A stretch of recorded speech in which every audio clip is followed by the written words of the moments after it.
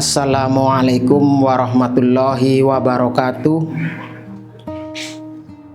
Alhamdulillah, segala puji bagi Allah yang telah memberikan kita nikmat Islam, nikmat iman, dan nikmat kesehatan.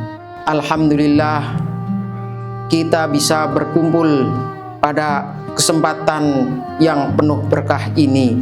Sholawat dan salam mari kita haturkan kepada baginda Nabi Muhammad Sallallahu Alaihi Wasallam yang telah memberi teladan kepada seluruh manusia. Adik-adikku yang cerdas, yang dirahmati Allah, insya Allah, yang tampan, yang duduk di SMP atau SMA. Pernahkah kalian melihat seekor burung yang dapat terbang tinggi ke angkasa?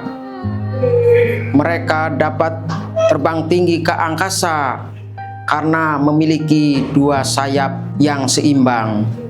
Apabila sayap yang pertama patah, maka burung tersebut tidak akan pernah terbang tinggi. Begitu pula kita sebagai seorang muslim, kita harus memiliki dua sayap yang utama. Sayap itu adalah zikir dan pikir atau keseimbangan ibadah ritual dan ibadah sosial. Zikir secara bahasa artinya ingat.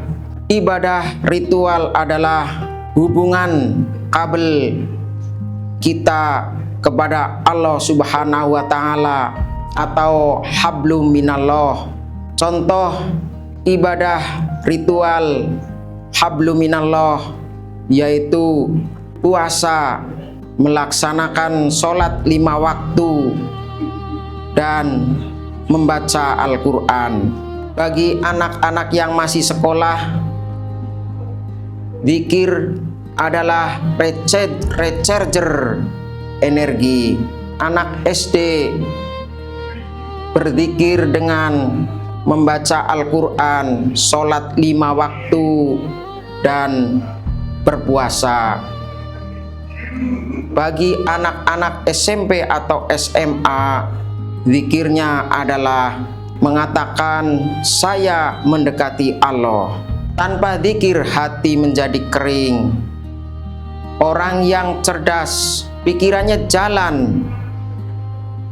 Tanpa berzikir akan biasanya tumbuh menjadi orang yang sombong karena dirinya merasa hebat. Sayap kedua yaitu pikir atau ibadah sosial. Allah Subhanahu wa Ta'ala menjelaskan dalam Al-Quran surah Ali Imran ayat 191 menjelaskan tentang kriteria atau profil ulul albab, yaitu orang-orang yang cerdas. Mereka yang berzikir mengingat Allah sambil berdiri, duduk, ataupun dalam keadaan berbaring dan memikirkan penciptaan langit dan bumi. Pikir di sini artinya menggunakan akal, pikiran untuk peduli kepada sesama atau kepada lingkungan atau hablum minan nas. Ibadah sosial contohnya yaitu membantu teman yang kesulitan belajar, membuang sampah pada tempatnya sehingga tidak mengganggu lingkungan, tidak melakukan intimidasi atau tekanan kepada yang lebih muda atau lebih lemah. Ketimpangan apa yang terjadi apabila hal itu tidak seimbang?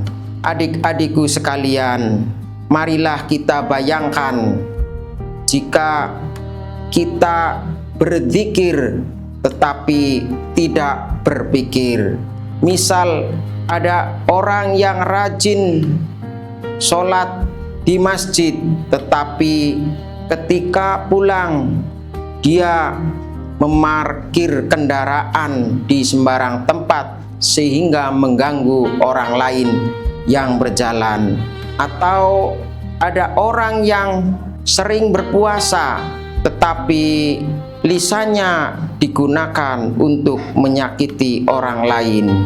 Ibarat ibadah berarti itu belum berbuah. Orang yang berpikir tetapi tidak berzikir, dia sangat baik, suka memberi bantuan kepada orang lain, peduli kepada lingkungan, tetapi tidak pernah sholat, maka ibadahnya seperti fata morgana di padang pasir, ada tetapi tidak bernilai di hadapan Allah Subhanahu wa Ta'ala karena kehilangan keimanannya.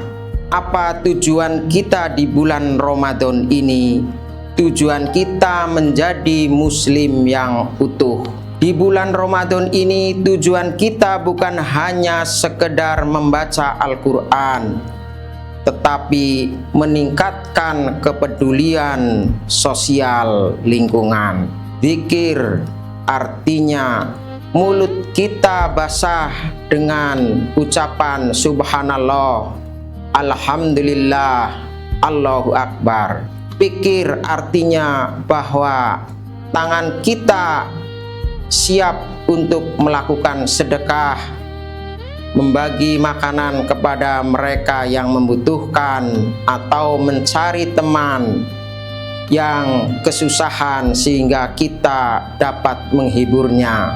Inilah yang disebut dengan kesalehan pribadi dan kesalehan sosial.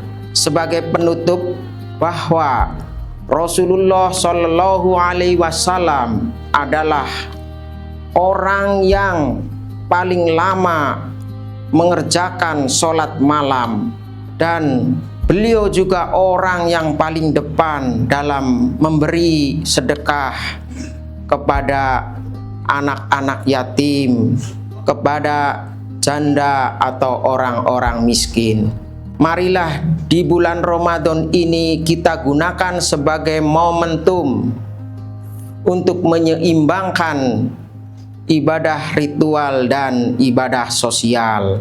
Jangan jadi soleh sendiri, tetapi jadilah soleh yang bermanfaat.